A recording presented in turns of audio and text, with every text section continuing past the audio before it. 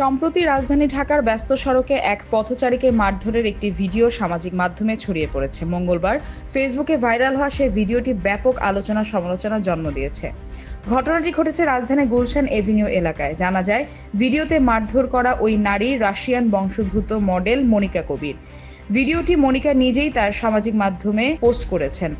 ভিডিওতে দেখা যায় গুলশানের ট্রাফিক সিগন্যালের অসংখ্য গাড়ি আটকে আছে। এই সময় এক পথচারী কাঁধে ব্যাগ নিয়ে রাস্তা পার হওয়ার চেষ্টা করছিলেন। ঠিক তখনই ওই ব্যক্তির ব্যাগ মনিকার হাতের সঙ্গে লাগে। এরপরই ক্ষিপ্ত হয়ে ওঠেন মনিকা। তৎক্ষণাৎ প্রক্রিয়ায় তিনি পথচারীকে ধাক্কা দিয়ে হাতে থাকা ব্যাগ দিয়ে আঘাত করতে শুরু করেন। কয়েক মুহূর্ত ধরে তাকে মারধর করতে দেখা যায়। আশপাশে অনেক মানুষ থাকলেও কাউকে সেই পরিস্থিতিতে হস্তক্ষেপ করতে দেখা যায়নি। ওই ভিডিও শেষ দিকে দেখা যায় মারধরের ঘটনার পর মনিকা ভিডিও ধারণকারী ব্যক্তির দিকে তাকিয়ে একটি ফ্লাইং কিস ছুড়ে দেন।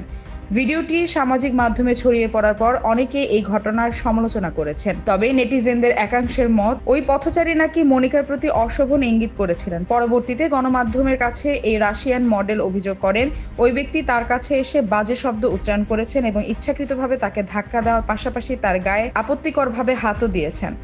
উল্লেখ্য, মনিকা কবির মূলধারার মডেলিং জগতে অতটা পরিচিত নন। তবে ইউটিউব সাক্ষাৎকার ও বিভিন্ন অনলাইন ভিডিওতে উপস্থিত হয়ে নানা বক্তব্য ও কর্মকাণ্ডের কারণে এর আগেও সামাজিক মাধ্যমে তিনি আলোচনায় এসেছেন। এবার রাজধানীর সড়কে পথচারীকে মারধরের ভিডিও ছড়িয়ে পড়ার পর নতুন করে আলোচনায় এলেন তিনি।